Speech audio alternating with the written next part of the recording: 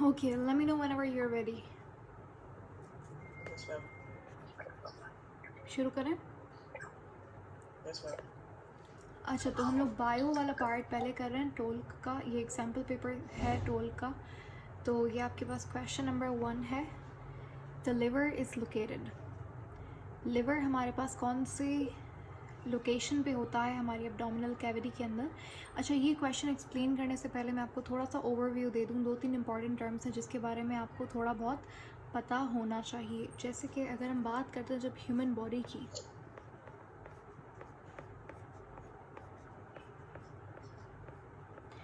तो देखें हमारे पास जो ह्यूमन बॉडी होती है, a human body is hollow from inside.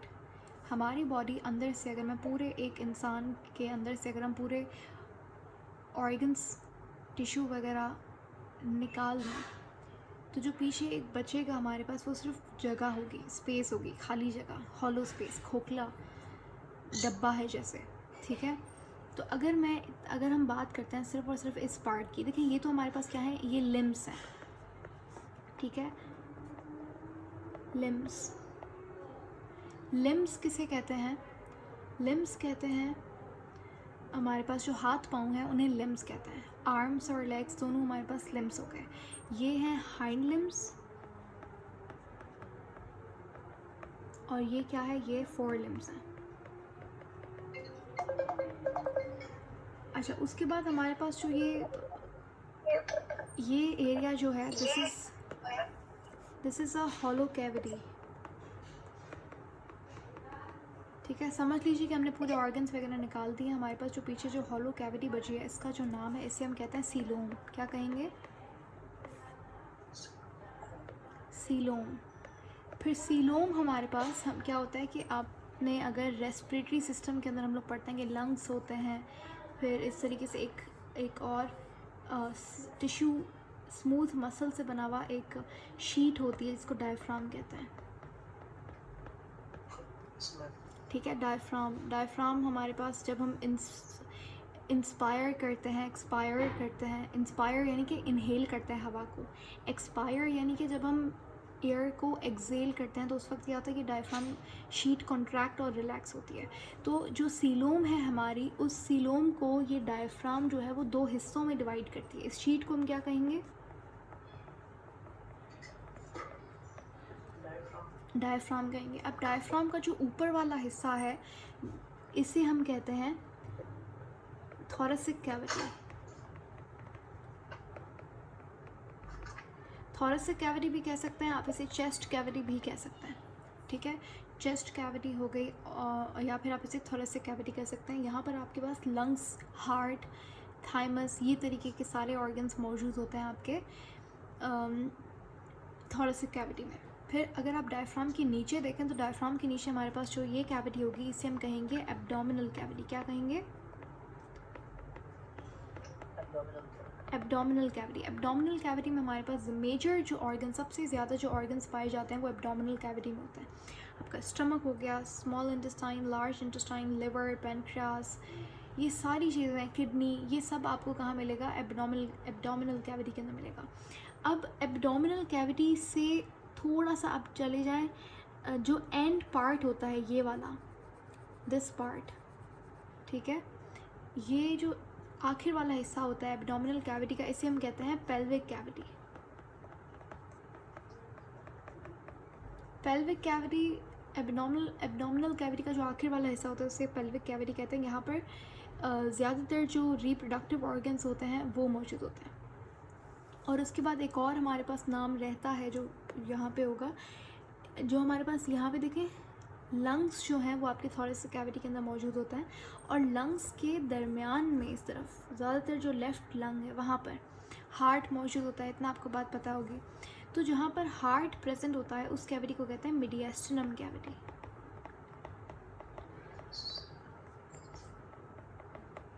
तो ये बहुत इंपॉर्टेंट बातें जो आपको पता होनी चाहिए। अभी तक हमने क्या पढ़ा, मैं रिपीट कर देती हूँ कि हमारे पास जो ह्यूमन बॉडी होती है, it's a hollow space from inside, जिसे हम क्या कहते हैं? Cornea. जिसे हम सीलोम कहते हैं। Coelom. ठीक है, और फिर सीलोम को डिवाइड कौन करता है थोरेसिक और एब्डोमिनल कैविटी में?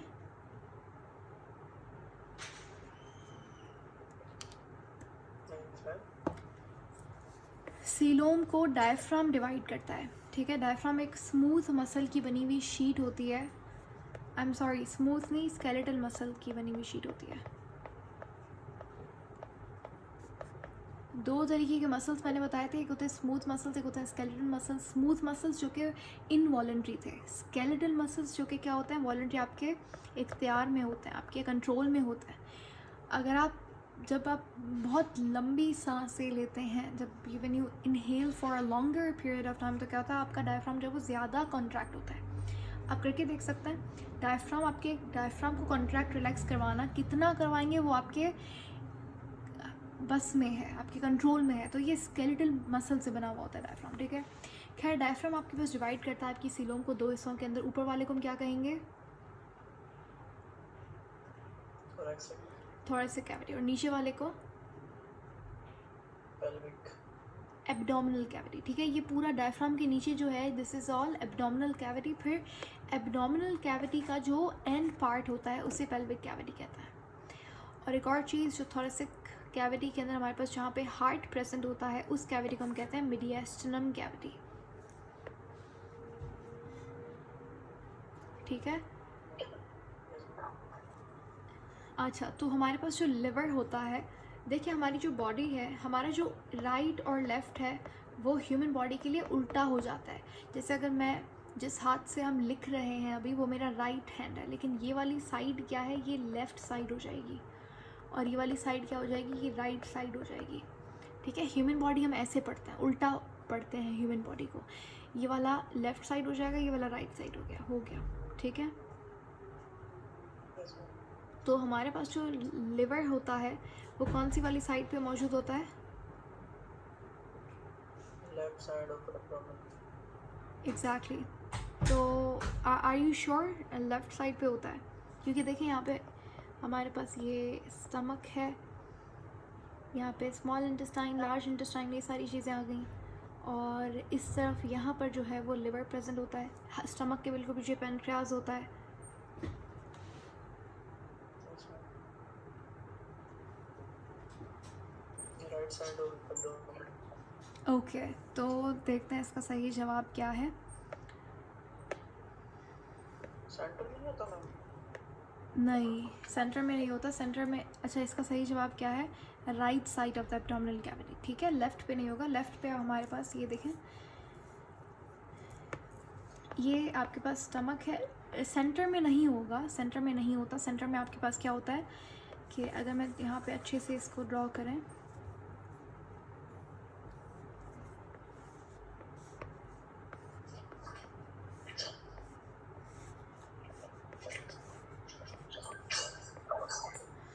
क्योंकि हमें इसको समझना है इंटरनली, तो इसलिए हमने जो है पूरी सीलोम है वो इतनी बड़ी बना दी है। क्या यहाँ पे हमारे पास ये लंग्स आ गए, ठीक है। यहाँ पर ये हार्ट आ गया, और हार्ट जो है वो थोड़ा सा लेफ़्ट साइड की तरफ लीन्ड होता है, यानी कि लेफ़्ट वाला जो लंग होगा वो थोड़ा सा, आपको पता है जो लेफ़्ट लंग, अच्छा ये मेरे पास कौन सा साइड है, दिस इज लेफ़्ट साइड और दिस इज़, Right side. तो ये वाला मेरे पास लेफ़्ट लंग होगा। जो लेफ़्ट लंग होता है इसकी साइज़ छोटी होती है, it's more smaller than the right lung,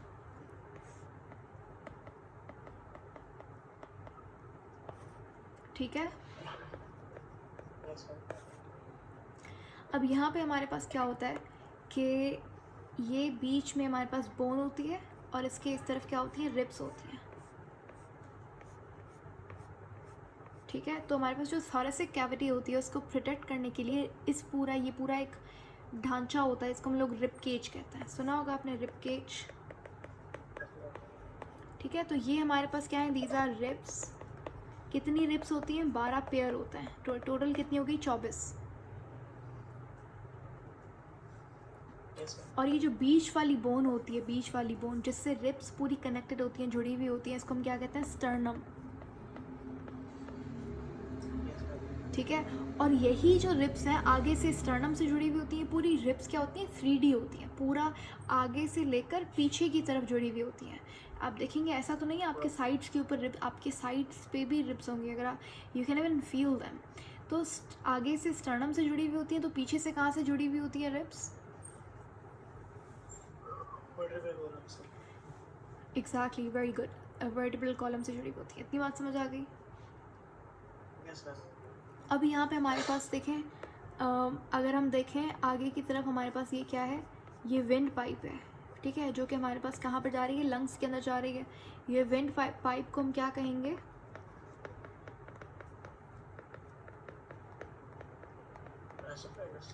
trachea कहेंगे, ठीक है। अच्छा, ट्रैकिया के बिल्कुल पीछे हमारे पास फूड पाइप होती है, इसको एसोफेगस कहते हैं। अब आप इसको फील भी कर सकते हैं, जो ट्रैकिया होती है उसके ऊपर इस तरीके से सी शेप्ड की कार्टिलेजिनस रिंग्स होती हैं। आप आगे की तरफ गले के ऊपर हाथ लगा के देखेंगे, आपको फील होगा कि कोई इस तरीके का रिंग लाइक स्ट्रक्चर है जो कि डिसकंटिन्यूस है, आपको लगेगा कोई रिंग्स हैं। Can you feel that? Yes ma'am. Right. तो ये हमारे पास आगे की तरफ क्या है, मेरा ट्रैकिया है। ट्रैकिया के ऊपर इस तरीके से कार्टिलेजिनस रिंग्स होती हैं, सी शेप में इस तरीके से रिंग्स होती हैं। और ट्रैकिया के पीछे एसोफेगस होता है। तो बेसिकली जब आप किसी का गला दबाया जाता है तो ट्रैकिया को कंप्रेस किया जाता है।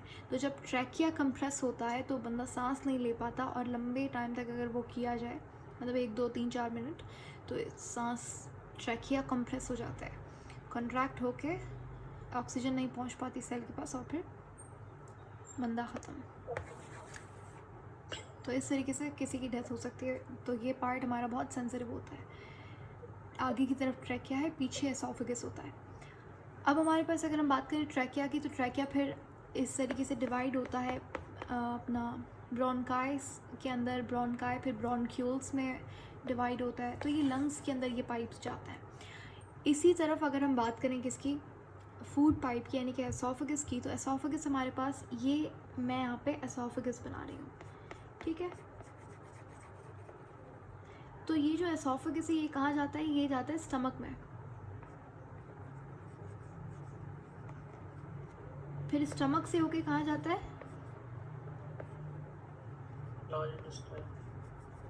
लार्ज इंटेस्टाइन में, और लार्ज इंटेस्टाइन में फिर rectum and then anus.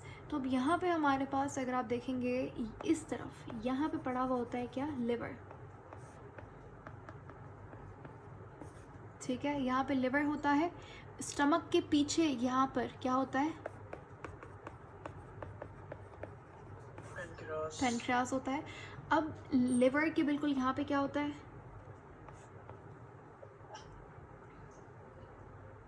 Gall bladder. Exactly, gall bladder, ठीक है।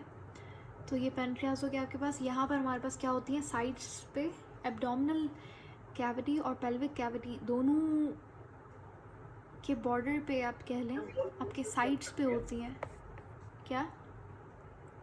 गॉल ब्लैडर क्या स्टोर करता है? बाइल। और लीवर बनाता है। लिवर बनाता है, गॉल ब्लैडर स्टोर करता है बाइल को, ठीक है। बाइल क्या है, बाइल एक ग्रीन कलर का सॉल्टिश फ्लूइड है जो कि फैट को डाइजेस्ट करता है, ठीक है। फैट की इमल्सिफिकेशन करता है, इमल्सिफिकेशन। मज़े की बात, आपको क्वेश्चन ये आया हुआ सवाल है एमडीकैट के अंदर, बहुत बार रिपीट हुआ हुआ, और आईएमएट के लिए भी ज़रूरी है, इम्पॉर्टेंट पॉइंट है भाई। आईएमएट सॉरी, जो बाइल है उसके अंदर कोई भी एंजाइम नहीं होता, ठीक है। अच्छा, ये हमारे पास क्या है, दीज आर किडनीज, ठीक है। और यहाँ पर हमारे पास इस तरीके से ये जो हमारी गट है, एलिमेंट्री कैनाल, इसके पीछे रिप्रोडक्टिव ऑर्गन्स होता है।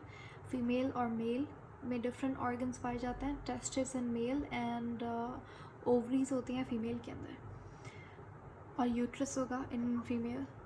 तो ये हमारे पास किडनीज आ गई साइड्स पे। Kidneys are more on the pelvic cavity, ठीक है। किडनीज आपकी ज़्यादातर थोड़ी सी नीचे होती हैं एब्डोमिनल कैविटी से, तो वो पेल्विक कैविटी में आती हैं और साइड्स पे मौजूद होती हैं आपकी किडनीज।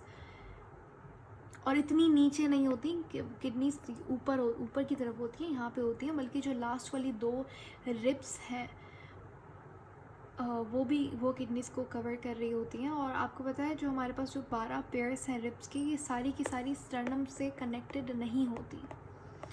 सिर्फ और सिर्फ जो फर्स्ट वाली 7 पेयर्स होते हैं वो स्टर्नम से कनेक्टेड होता है, ठीक है। और बाकी जो 5 पेयर्स होते हैं वो स्टर्नम से जुड़े हुए नहीं होते। 5 या 4 फर्स्ट 7 पेयर्स, 5 हुए ना, 7 + 5 12 फिर हुए। ओके, सो एक क्वेश्चन को हमने बहुत अच्छे से समझ लिया। आपको पूरा यहाँ पे एनाटॉमी, बेसिक एनाटॉमी आपको पता होनी चाहिए थी। नेक्स्ट क्वेश्चन पे चलता है। यहाँ पे हमारे पास ये सेल स्ट्रक्चर एंड फंक्शन वाले चैप्टर से क्वेश्चन है। क्वेश्चन नंबर 2 पूछा हुआ है कि राइबोसोम्स क्या है। So what do you think, क्या होगा इसका सही जवाब?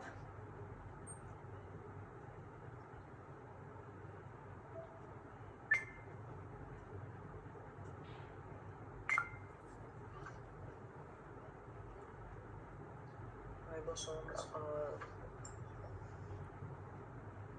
small RNA and protein particles that are involved in the production of protein.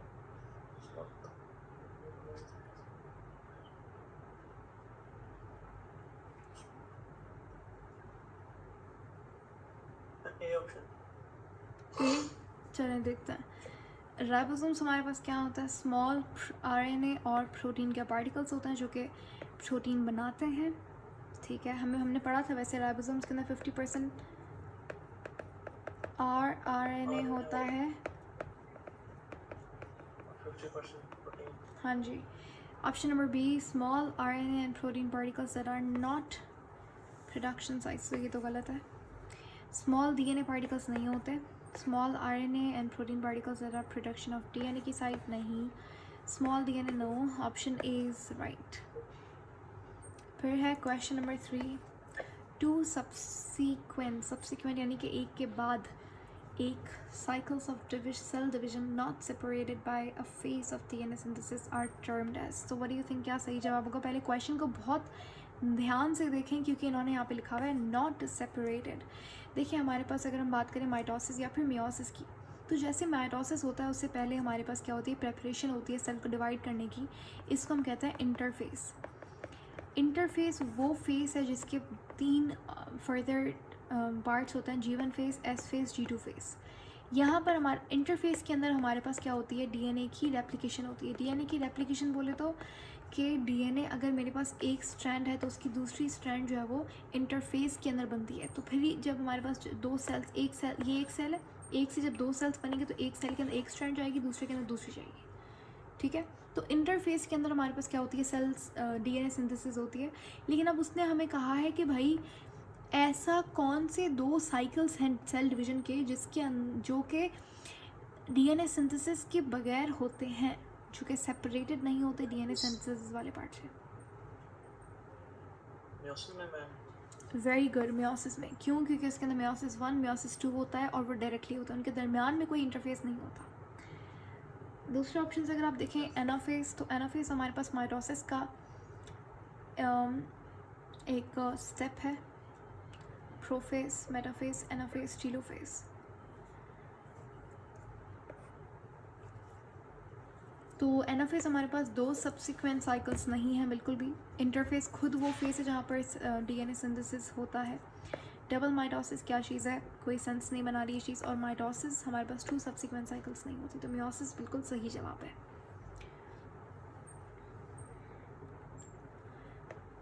Next हमारा जो टॉपिक हम बायो में पढ़ेंगे, न्यूक्लिक एसिड कंप्लीट करने के बाद हमारा बायो मॉलिक्यूल वाला चैप्टर मुकम्मल हो जाएगा। हम लोग एमसीक्यूज करेंगे बायो मॉलिक्यूल के, and then we will move to our new topic जो कि है माइटोसिस और meiosis, one of the most important topics for IMAT और टोल्क दोनों के लिए as you send me the syllabus. तो उस हवाले से भी, और मैंने भी देखा था कि माइटोसिस मियोसिस के अच्छे खासे क्वेश्चंस आपको मिलते हैं, यानी कि 2-3 सवाल आपको एक पेपर में मिल जाएंगे। इसी के साथ साथ अगर आप बात करें नस्ट का जो पेपर होता है जिसे हम एनईटी कहते हैं, एनईटी के अंदर भी माइटोसिस और मियोसिस बहुत इंपॉर्टेंट क्वेश्चंस हैं। इवन इस साल का जो पेपर था नस्ट का, एनईटी का, तो उसके अंदर 2-3 क्वेश्चंस थे माइटोसिस और मेयोसिस के, तो ये बहुत ही इम्पोर्टेंट टॉपिक है। और फर्स्ट ईयर इंटर दोनों में किसी में भी माइटोसिस मेयोसिस नहीं होता, आपकी बायो की बुक के अंदर डायरेक्टली गिवन नहीं होता, लेकिन फिर भी आपको कवर करना है, ये टॉपिक इम्पॉर्टेंट है। इसी के साथ we are going to move to the next question, जो कि है question number 4।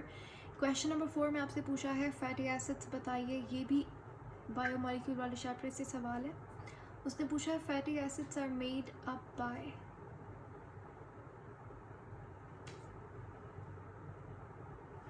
Fatty acid remember में हमने स्ट्रक्चर बनाया था, फैटी एसिड किसका पार्ट थे, लिपिड का। लिपिड किससे बना हुआ होता है, ग्लिसरॉल प्लस फैटी एसिड थे। ग्लिसरॉल हमारे पास क्या थी, 3 कार्बन वाली अल्कोहल थी, और फैटी एसिड हमारे पास क्या था, इस तरीके से ये कार्बोक्सिलिक एसिड ग्रुप था, और यहाँ पे हमारे पास आर चेन थी। आर चेन क्या है, एल्काइल ग्रुप, हाइड्रोकार्बन की चेन होती है।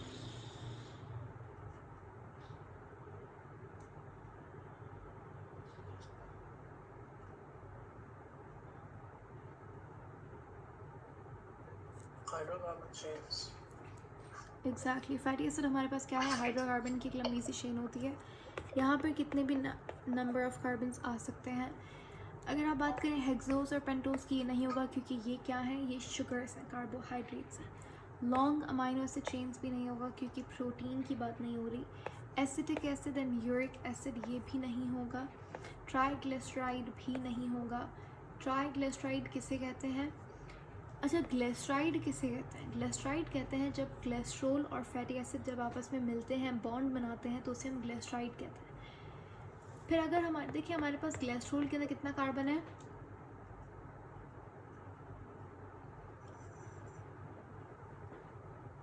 ग्लिसरॉल के अंदर जी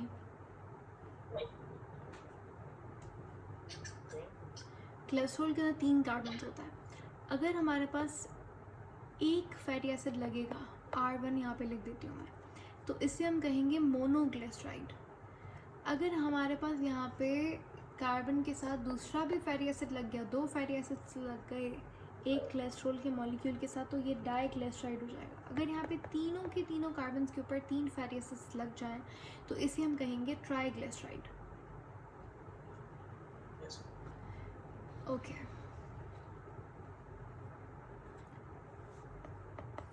क्वेश्चन नंबर 5 है हमारे पास, ये भी आपने पढ़ा हुआ है ये टॉपिक भी। पेरोक्सिसोम्स क्या होते हैं भाई, पेरोक्सिसोम्स हमने पढ़े थे, एक ऐसे ऑर्गेनल्स जो कि प्लांट एनिमल दोनों में पाए जाते हैं। इनका काम होता है हाइड्रोजन पेरोक्साइड को कैटेलाइज करना। इसके अंदर 3 तरीके के एंजाइम्स हमने पढ़े थे, कौन कौन से,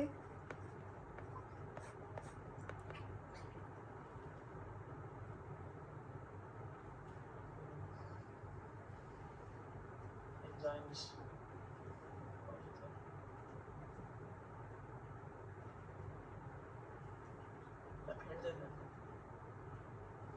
3 एंजाइम्स हमने पढ़े थे इसके अंदर, एक कैटालेज था, दूसरे 2 कौन से थे, एनालिस। कौन सा, एनालिस। एनालेज था, आई डोंट थिंक सो एनालेज था।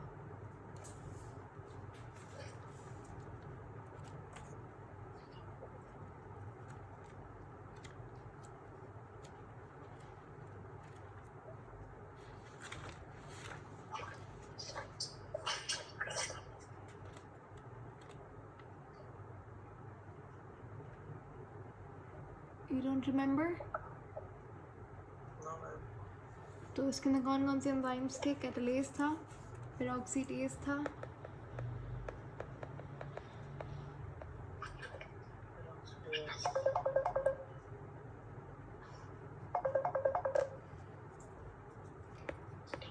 Glycolic acid oxidase.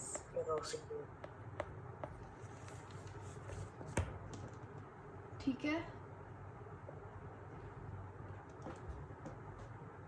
तो ये 3 तरीके के एंजाइम्स हमारे पास पेरोक्सिसोम में पाए जाते हैं। अब आप इस क्वेश्चन को बताएं, इसका सही जवाब क्या होगा। Option A ma'am.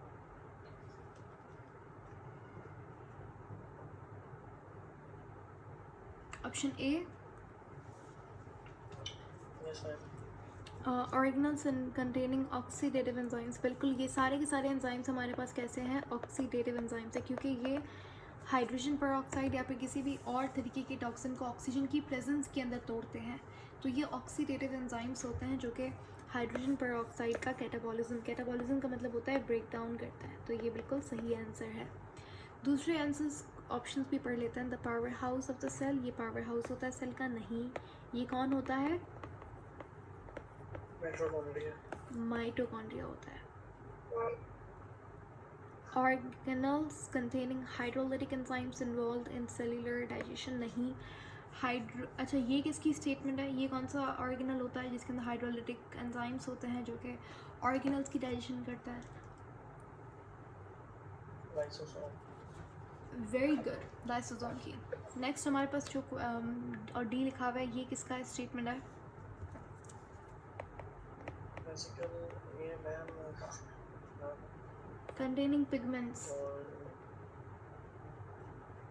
chloroplast. Chloroplast, plastid बोल सकते हैं हम। Yes, ma'am. Organelle containing chlorophyll, अच्छा ये वाला हमारे पास, अब ये वाला कौन सा होगा, ये क्लोरोप्लास्ट होगा, Yes, ma'am. क्योंकि इसमें यहाँ पे इसने कौन से पिगमेंट की बात कर रहा है वो नहीं लिखा था, तो हमने जस्ट यहाँ पे प्लास्टिक लिख दिया।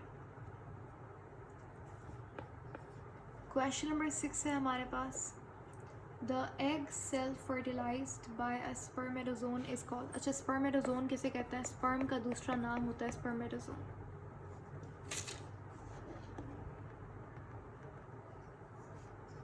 Morolla. मोरियूला, मोरिला से पहले हमारे पास एक चीज़ बनती है और फिर वो जब डिवाइड करता है उसके अंदर जब क्लीवेज होता है, माइटोसिस होता है, तो फिर वो मोरिला बनाता है।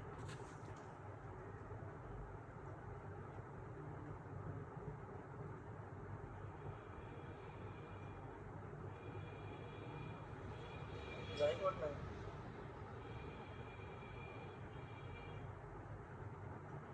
Sorry Vishwan, Zygote. Exactly, very good, zygote. ठीक है, तो हमारे पास जब स्पर्म और ओवम मिलते हैं तो they form what, they form zygote. Ovum को ही इन्होंने एग सेल यहाँ पे कंसिडर किया हुआ है। फिर ज़ाइगोट के अंदर हमारे पास क्या, ये ज़ाइगोट एक सिंगल सेल होता है, इसके अंदर, और ये इसके पास कितने 23 पेयर ऑफ क्रोमोसोम्स होते हैं। इसके अंदर क्या होता है, माइटोसिस होता है, और इस माइटोसिस को जो कि ज़ाइगोट के अंदर होता है इसे आप क्या कहते हैं, क्लीवेज कहते हैं। और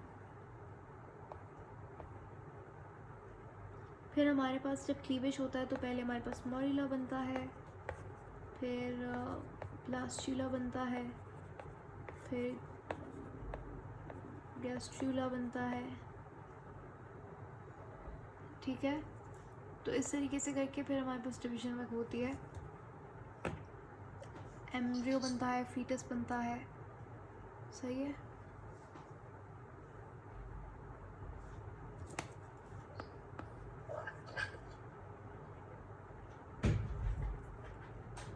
फिर हमारे पास है question number 7, what is a hormone.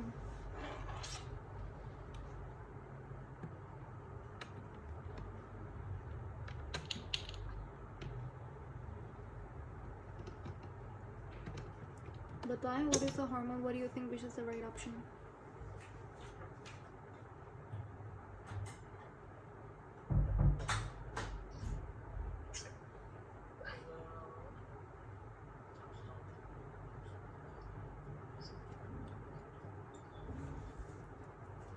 Hormone हमारे पास क्या होता है,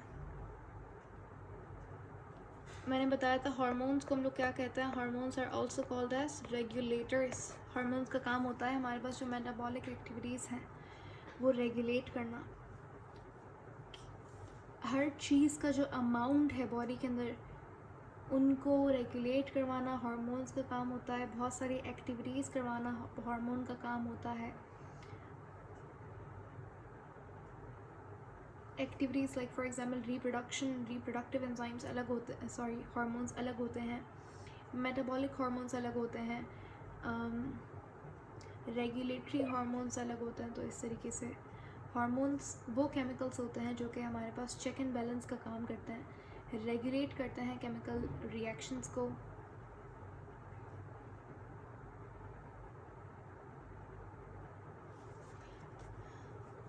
ऑप्शंस देखते हैं। हार्मोन पहला ऑप्शन में ये कह रहा है कि it's a substance produced by the organism that is an effect on muscle tissue. क्या सिर्फ मसल टिश्यू पे इफेक्ट होगा इनका? नहीं, ठीक है। बहुत सारे ऐसे, जैसे फॉर एग्जांपल इंसुलिन है, तो वो ग्लूकोज की लेवल को अप डाउन कर रहा है, ठीक है। अप डाउन तो नहीं कर रहा है, सिर्फ डाउन कर रहा है, ग्लूकोज को कन्वर्ट करता है ग्लाइकोजन में। तो इसीलिए मसल टिश्यू पे सिर्फ नहीं काम करते वो।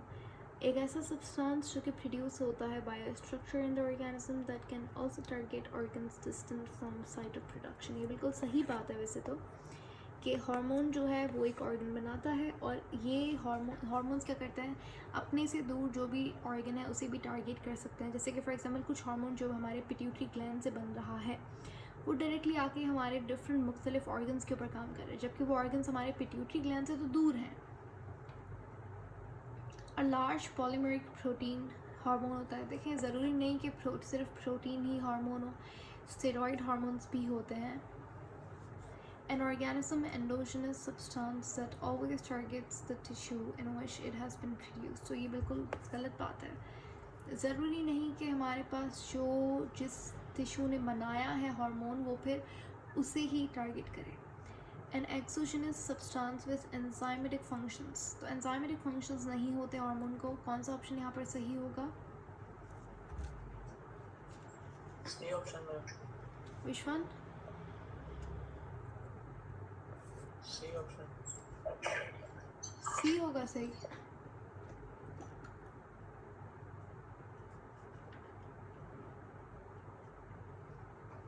मैंने अभी कहा कि ज़रूरी नहीं कि सिर्फ प्रोटीन ही हार्मोन हो।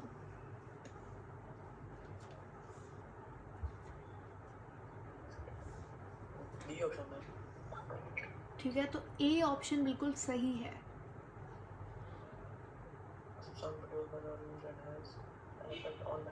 सिर्फ मसल में मैम, मसल टिश्यू पे।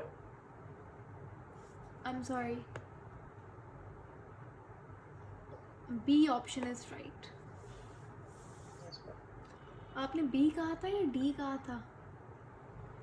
B ma'am. Okay, my bad, I am sorry, I meant b. B बिल्कुल ओके, या बी बिल्कुल सही जवाब है यहाँ पे। Anyways, let's move to the next question, जहाँ पर क्वेश्चन नंबर 8 की बात करते हैं। Where is located the Eustachian tube? Eustachian tube हमारे पास कहाँ पर मौजूद होती है? ये एक ट्यूब है जो हमारे मिडिल ईयर के अंदर मौजूद होती है।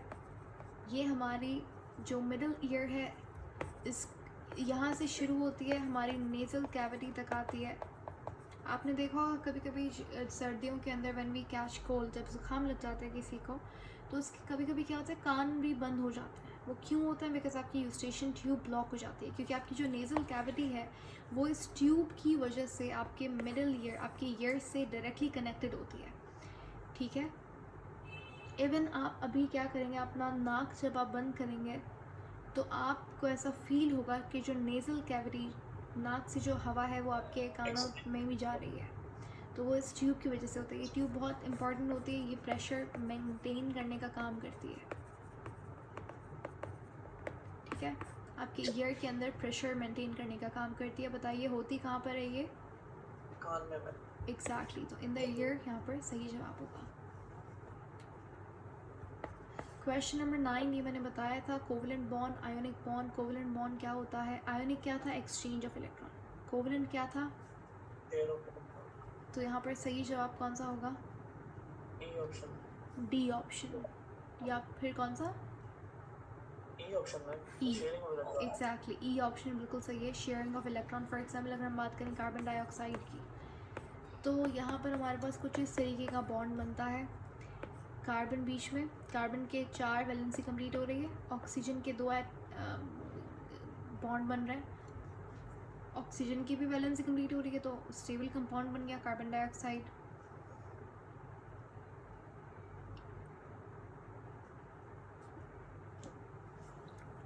नेक्स्ट क्वेश्चन है हमारे पास question number 10। The main component of cell wall in plant cells is. Plant cell के अंदर जो सेल वॉल होती है उसका मेन कंपोनेंट क्या होता है, किससे बनी हुई होती है cell wall? cellulose, exactly, cellulose plus pectin, pectin से बनी हुई होती है। और हमारे पास किसी किसी सेल के अंदर एक और एडिशनल सब्सटेंस होता है जिसको हम क्या कहते हैं, लिग्निन कहते हैं, ठीक है। और लिग्निन हमारे पास सेकेंडरी सेल वॉल के अंदर मौजूद होता है। ये हर सेल में नहीं होता, सिर्फ कुछ चंद सेल्स के अंदर होता है। जैसे ट्रंक, हमारे पास जो छाल हो गई, जो ट्रंक होती है वहाँ पर, ये ट्रंक को पता नहीं क्या कहते हैं उर्दू में, लेकिन खैर ट्रंक में सेकेंडरी सेल वॉल होती है, वहाँ पर लिग्निन होता है। यहीं पे अगर हम बात करें मिडल लेमिला की, जो कि एक लेयर होती है, वो किससे बनी हुई होती है? Calcium magnesium, calcium magnesium pectate से। yes ma'am. Okay, question number 11 है आपके पास, what is the function of pulmonary alveoli. जैसा कि मैंने आपको बताया था, जहाँ पे भी वर्ड हिपैटिक आ जाए लिवर की बात हो रही है, जहाँ पे भी वर्ड कार्डिक आ जाए हार्ट की बात हो रही है, जहाँ पे भी वर्ड इनसेफेलॉन आ जाए वहाँ पर Brain, ब्रेन की बात हो रही है। तो पल्मोनरी वर्ड किससे रिलेटेड है? ribs, pulmonary, let's go, lungs से, एग्जैक्टली, लंग्स से रिलेटेड। तो एल्वुलाई हमारे पास लंग्स के अंदर बहुत ही छोटा यूनिट होता है जहाँ पर एयर की एक्सचेंज होती है। तो यहाँ पर सही जवाब क्या होगा? respiratory changes, D option, D option बिल्कुल सही है, ठीक है। एल्वुलाई हमारे पास इस तरीके से एयर, ये देखिए, ये हमारे पास एयर सैक है, फिर एयर सैक के अंदर, इसकी वॉल के अंदर छोटे छोटे एयर बलून लाइक स्ट्रक्चर्स होते हैं जहाँ पर ऑक्सीजन अंदर जाती है बॉडी से, और बॉडी की जो कार्बन डाइऑक्साइड है वो यहाँ पर आती है। फिर लंग्स जब ब्लो आउट करते हैं एयर, तो कार्बन डाइऑक्साइड बाहर जाती है। तो ये एयर सैक्स होते हैं, इनके अंदर एल्वुलाई होते हैं छोटे छोटे। Next we have question number 11 के बाद 12, a RNA molecule with a nucleotide triplet। Nucleotide triplet किसे बोल रहे हैं ये लोग? कोडॉन को बोल रहे हैं। कॉम्प्लीमेंट्री, कॉम्प्लीमेंट्री कहते हैं ओपोजिट को। तो कोडॉन का ओपोजिट क्या है? anticodon, very good, anticodon. Codon कहाँ पर मौजूद था, कौन से आरएनए पे? mRNA पे, एमआरएनए पे। और जो एंटीकोडॉन है वो कहाँ पर प्रेजेंट होता है? rRNA पे, टीआरएनए पे। RNA पे, तो वो कह रहा है कि फॉर पर्टिकुलर अमाइनो एसिड, एक अमाइनो एसिड के लिए हर अपना एंटीकोडॉन होता है with a site linking the amino acid is termed as. तो बताइए ये वाला जो एंटीकोडॉन होता है ये कहाँ पर होता है, इसकी साइट कौन सी होती है?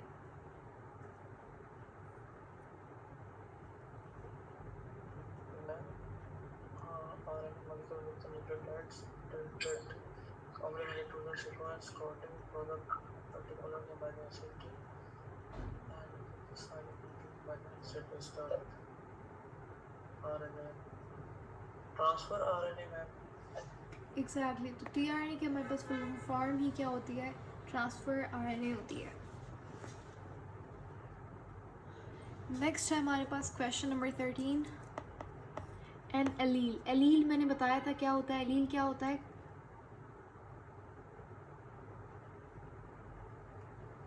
allele में yes, alternate form of a gene. जैसे फॉर एग्जाम्पल हाइट है, तो एक हमारे पास डॉर्फ हाइट, एक डॉर्फ एलील है, और एक टॉल एलील है। तो ये एलील्स हैं, ये एक ही जीन यानी कि एक ही हाइट, एक ही कैरेक्टरिस्टिक के जो डिफरेंट मुख्तलिफ वैरायटी होती है उसे हम एलील कहते हैं। तो एक चीज़ आपने याद रखनी है, जो दो एलील्स होते हैं उसमें से एक जो है, ज़रूरी नहीं ऐसा हो, लेकिन अगर जब हमारे पास दो डिफरेंट एलील्स होते हैं, दो मुख्तलिफ एलील्स होंगे, तो इसे हम कहेंगे हेट्रोजेनस कंडीशन, हेट्रोजाइगस कंडीशन भी कह सकते हैं आप। इसमें से एक होगा वो होगा डोमिनेंट, दूसरा वाला क्या होगा? रिसेसिव। डोमिनेंट का मतलब क्या होता है कि जो अपने आप को बड़ा दिखाए, जो एक्सप्रेस करे, ठीक है, दूसरे को बेसिकली रोके, दूसरे को कम करे, तो वो डोमिनेंट होता है, तो दूसरा वाला रिसेसिव होता है। जैसे फॉर एग्जाम्पल अगर मैं बात करूँ, ये टॉल का एलील है और ये शॉर्ट का एलील है, तो यहाँ पर टॉल वाला क्या होगा, हमेशा डोमिनेंट होगा।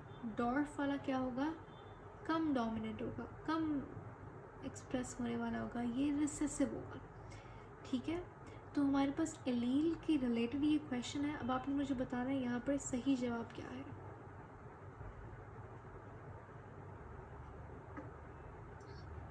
It is on Y chromosome. तो ज़रूरी नहीं कि वो वाई क्रोमोसोम पे हो, एलील तो आपके पास एक्स क्रोमोसोम पे भी हो सकता है।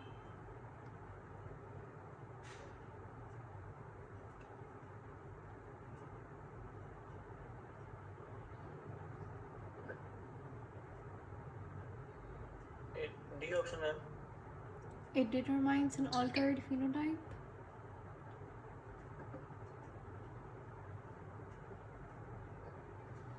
अच्छा, यहाँ पे वो देखिए क्या कह रहा है, वो कह रहा है कि एलील को हम रिसेसिव क्यों कहते हैं, क्योंकि एक ऐसा एलील जो कि एक्सप्रेस ना करे, जिसकी फ्रीक्वेंसी कम हो, उसे हम क्या कहते हैं, उसे हम रिसेसिव एलील कहते हैं।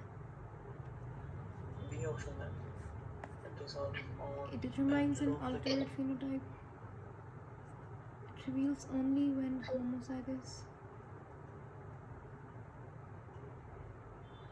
अच्छा, ये वाला ऑप्शन बिल्कुल सही है, ऑप्शन नंबर ई सही है। क्योंकि देखें इसमें वो कह रहा है कि भाई जो रिसेसिव एलील होगा वो, अगर मैं देखें ये हमारे पास क्या है, ये हेट्रोजाइगस कंडीशन है। अगर मैं इसे ये कर दूं तो ये क्या है, ये होमोजाइगस कंडीशन हो गई। तो ये होमोजाइगस डोमिनेंट भी हो सकती है, होमोजाइगस रिसेसिव भी हो सकती है। तो अगर मुझे रिसेसिव वाला एक्सप्रेस करवाना है तो रिसेसिव वाला यहाँ पे तो एक्सप्रेस होगा नहीं, यहाँ पे भी एक्सप्रेस नहीं होगा। ये हमेशा तभी एक्सप्रेस होगा जब मेरे पास क्या होगा, होमोजाइगस। होमोजाइगस यानी कि दोनों सेम एलील। रिसेसिव बोले तो जो कम मतलब डोमिनेंट नहीं होगा, जो रिसेसिव उसे कहेंगे। तो ये वाला हो जाएगा। तो हमारे पास एलील, रिसेसिव एलील कौन सा होता है, जो कि सिर्फ और सिर्फ होमोजाइगस हो, तभी वो रिवील हो, एक्सप्रेस करे। ऑप्शन बी भी यहाँ पर सही जवाब लग रहा है मुझे, क्योंकि जो डोमिनेंट एलील होता है उसकी फ्रीक्वेंसी ज़्यादा होती है, और जो लो फ्रीक्वेंसी वाला होता है उसे ही हम रिसेसिव एलील कहते हैं। यहाँ पे मुझे जो एक वर्ड ख़राब लग रहा है वो है रिवील्ड। रिवील से मुराद यहाँ पे आई होप इन्होंने एक्सप्रेस लिखा हुआ है। So for confirmation let's see इसका सही जवाब क्या है। Okay, option E is the right option. Ma'am ये तो हेट्रोजेनस होते हैं, यहाँ पे होमोजेनियस लिखा है। और मैंने कहा आपसे कि देखें हमारे पास क्या है, जब दो सेम तरीके का एलील होगा तो वो होमोजाइगस होगा, जब दो डिफरेंट होंगे तो वो हेट्रोजाइगस होंगे। अगर मैं यहाँ पे लिख दूँ टी और T, capital T small T, capital वाला हमेशा डोमिनेंट को दिखाता है, स्मॉल वाला हमेशा रिसेसिव को दिखाता है, तो ये हेट्रोजाइगस है। यहाँ पर अगर मैं बोलूँ कौन सा एक्सप्रेस करेगा, तो यहाँ पे डोमिनेंट एक्सप्रेस करेगा। अगर मैं बोलूँ यहाँ पर ये होमोजाइगस है, यहाँ पे कौन सा एक्सप्रेस करेगा, यहाँ पे डोमिनेंट, यहाँ पे तो दोनों में से कोई भी कर सकता है। अगर मैं बात करूँ ये स्मॉल टी, तो ये होमोजाइगस है, लेकिन होमोजाइगस डोमिनेंट या फिर रिसेसिव है। तो रिसेसिव वाला कब एक्सप्रेस करेगा, सिर्फ और सिर्फ ओनली रिवील करेगा, एक्सप्रेस करेगा जब वो होमोजाइगस होगा। ठीक है, इस तरीके से कंडीशन में होगा। सही हो गया। फिर क्वेश्चन नंबर 14 है हमारे पास। इसमें पूछा है कि the storage form of glucose, ये मैंने पढ़ाया था आपको, लिवर के अंदर जो स्टोरेज फॉर्म ऑफ ग्लूकोज होती है उसे क्या कहते हैं हम। अच्छा, the storage form of glucose is glycogen. तो जो ग्लूकोज को कन्वर्ट करता है ग्लाइकोजन में, उसे क्या कहता है, glucose. Insulin. Yes, insulin. Ma'am glucagon क्या है? ग्लूकागॉन होता है। ग्लूकागॉन क्या करता है, ग्लाइकोजन को दोबारा से कन्वर्ट करता है ग्लूकोज में।